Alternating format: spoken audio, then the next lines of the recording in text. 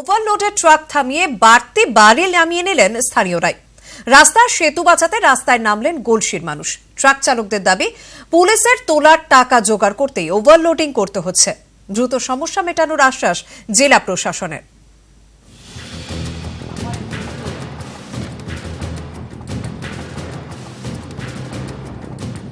পূর্ব বর্ধমানের গলসি থেকে গহুগ্রাম যাওয়ার এটাই প্রধান সড়ক। রয়েছে একটি সেতুও। মাস ছয়েক আগেই সারানো হয়েছিল এই 7 কিলোমিটার পথ। তার আজ এই হাল।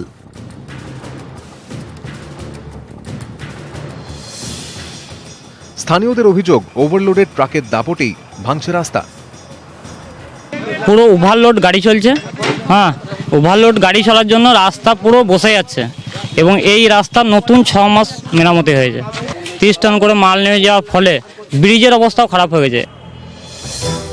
অভিযোগ সব জেনেও নির্বিকার প্রশাসন, তাই রাস্তা বাঁচাতে রাস্তায় নামলেন স্থানীয়রাই।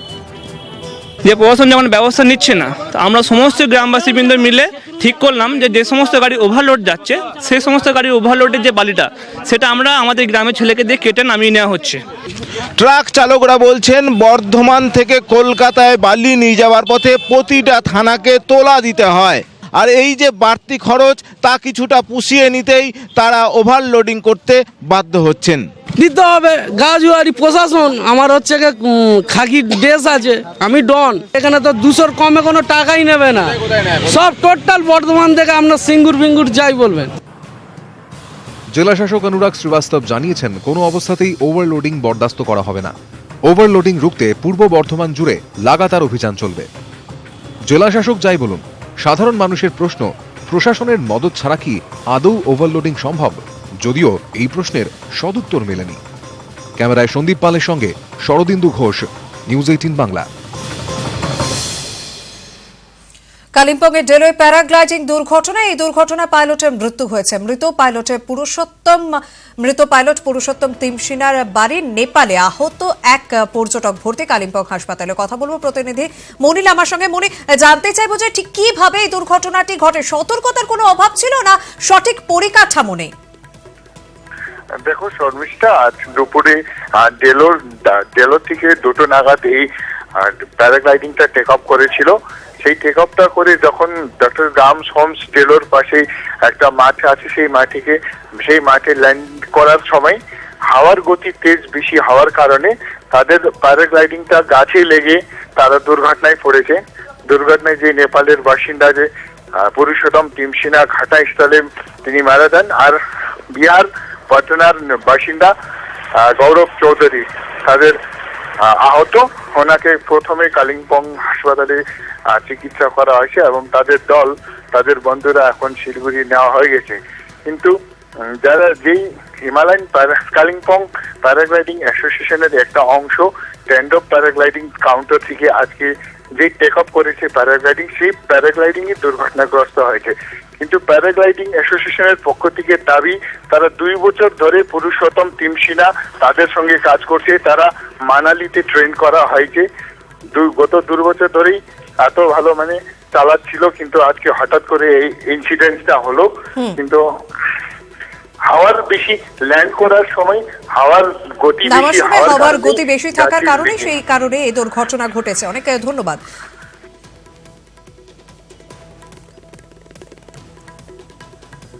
শুনবো পর্যটক তারা ঠিক কি বলছেন এই ঘটনা নিয়ে।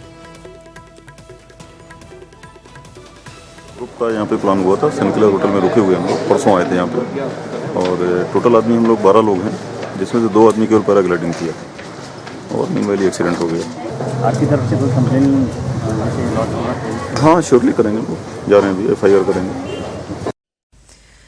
ইতিমধ্যেই আহতদের শিলিগুড়ি নিয়ে আসা হচ্ছে, এরকমটাই খবর পাওয়া গিয়েছে। এবং যে দুর্ঘটনাটি ঘটে কালিম্পংয়ের ডেলোয় ঘটেছে, ঘটনাটি প্যারাগ্লাইডিং করতে গিয়ে পাইলটের মৃত্যু হয়েছে। পাইলট পুরুষোত্তম তিমসিনার বাড়ি নেপালে এবং আহত এক পর্যটক কালিম্পং হাসপাতালে ভর্তি ছিলেন তিনি। তাকে শিলিগুড়িতে নিয়ে আসা হচ্ছে। কথা বলবো আমাদের প্রতিনিধি পার্থ প্রতিমের সঙ্গে। জানতে চাইবো যে এই মুহূর্তে আহত শারীরিক অবস্থা ঠিক কিরকম রয়েছে, কি খবর রয়েছে? এখন জানিয়ে রাখি যে তার অবস্থা সংকটজনক হওয়ায় কিন্তু তাকে কালিম্পং থেকে শিলিগুড়িতে রেফার করা হয়েছে। ইতিমধ্যেই কালিম্পং থেকে তাকে নিয়ে আসা হচ্ছে শিলিগুড়িতে। এখনো এসে পৌঁছায়নি, যেটা আমরা পুলিশ সূত্রে জানতে পারছি। কিছুক্ষণের মধ্যেই শিলিগুড়িতে তাকে নিয়ে আসা হবে এবং শিলিগুড়িতে একটি বেসরকারি হাসপাতালে তাকে ভর্তি করে চিকিৎসা করানো হবে। যে বিহারের যে পর্যটক গৌরব চৌধুরী, তার শারীরিক অবস্থা অবনতি হয়, কিন্তু তাকে শিলিগুড়িতে রেফার করেছে কার্শিয়াং জেলা হাসপাতাল এবং সেই মতো তাকে নিয়ে আসা হচ্ছে শিলিগুড়িতে এবং কিছুক্ষণের মধ্যেই তাকে নিয়ে আসা হলে তার চিকিৎসা শুরু হবে বেসরকারি হাসপাতালে। ধন্যবাদ।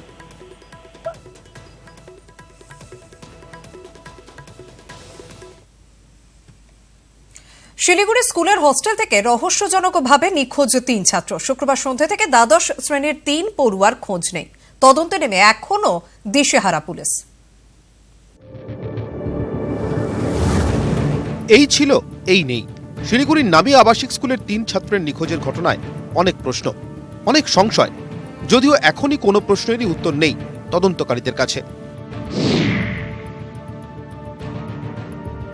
Siliguri Rangapani north point residential school. শুক্রবার সন্ধ্যা থেকে খোঁজ নেই দ্বাদশ শ্রেণীর 3 পড়ুয়ার। হস্টেলে রোল কলের সময় বিষয়টি নজরে আসে। রুদ্রনীল সরকার, ইন্দ্রনীল ঘোষ, তনুজ সিং। 5:30 में तो टीचर हमको रिपोर्ट किए, हॉस्टल मैनेजर रिपोर्ट किए कि 3 बच्चा मिल नहीं पा रहा था।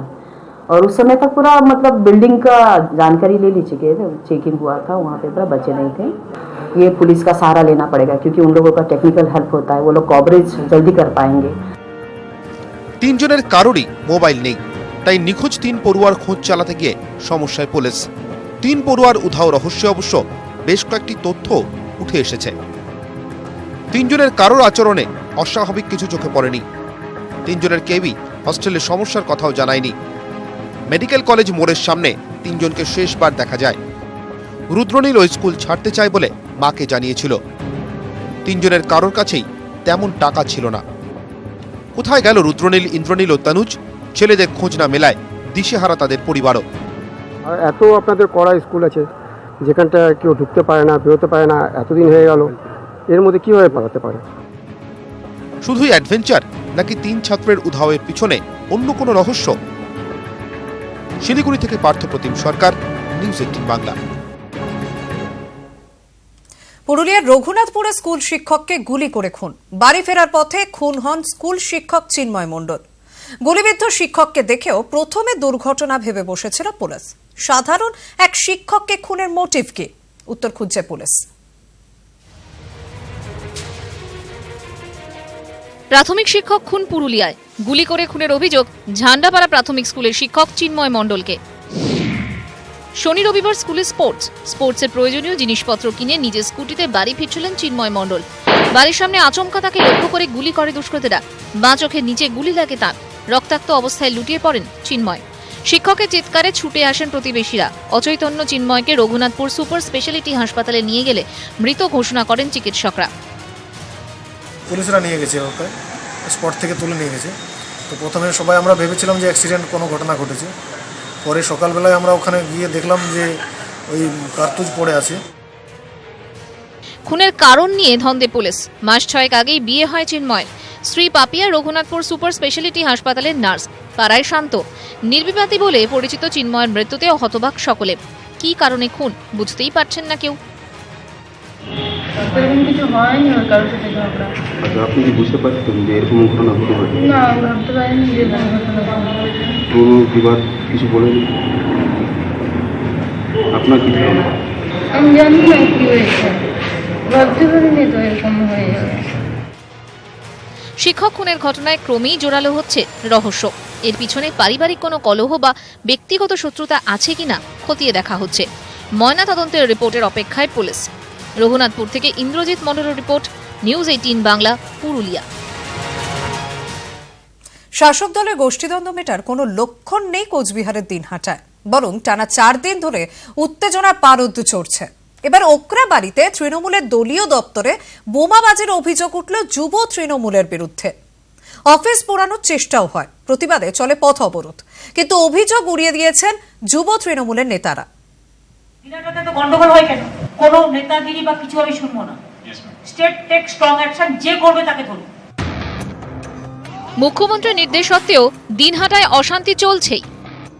21 নভেম্বর 2018 বুধবার রাতে দিনহাটার ওকরা বাড়িতে 2 তৃণমূল কর্মীর হাতে আক্রান্ত হন দলেরই আরেকজন। 22শে নভেম্বর 2018 বৃহস্পতিবার রাতে এক যুব তৃণমূল কর্মীকে কুপিয়ে রেললাইনের পাশে ফেলে রাখার অভিযোগ ওঠে দিনহাটা 2 নম্বর ব্লক সভাপতি মীর হুমায়ুন কবিরের বিরুদ্ধে। 23শে নভেম্বর 2018 ঘটনার প্রতিবাদে শুক্রবার পথ অবরোধ করে যুব তৃণমূল। বিক্ষোভে সামিল হন তৃণমূল কংগ্রেস বিধায়ক উদয়ন গুহ। শনিবার ফের সংঘর্ষের কেন্দ্রস্থল দিনহাটা। এবার অভিযোগ যুব তৃণমূলের বিরুদ্ধে। এদিন ভোর রাতে ওকরা বাড়িতে তৃণমূল কংগ্রেসের স্থানীয় একটি অফিসে চলে বোমাবাজি। ভাঙচুরের পর অফিসটি পোড়ানোর চেষ্টাও হয়। প্রতিবাদে ওকরা বাড়ি দিনহাটা রোডে অবরোধ চলে। দুষ্কৃতী এসে আমাদের পার্টি অফিসে পেট্রোল এবং কেরোসিন ব্যবহার করে পুরো পার্টি অফিস জ্বালিয়ে দেয়। পরপর কয়েকবার বিস্ফোরণ ঘটায়, জানলা দরজা সব ভাঙচুর করে। অভিযোগ অস্বীকার করেছেন যুব তৃণমূলের নেতারা। এই ঘটনার সঙ্গে যুব সংগঠনের কেউ জড়িত নয়। যুবদের বিরুদ্ধে যে সমস্ত চক্রান্ত হয়, বাড়িঘর লুট থেকে শুরু করে বাড়ি পোড়ানি, মারধর, মিথ্যা কেস, যুবদের কোণঠাসা করানোর চক্রান্ত করছিল। পঞ্চায়েত নির্বাচনের আগে থেকেই কোচবিহারে তৃণমূলের গোষ্ঠীদ্বন্দ্ব চলছে।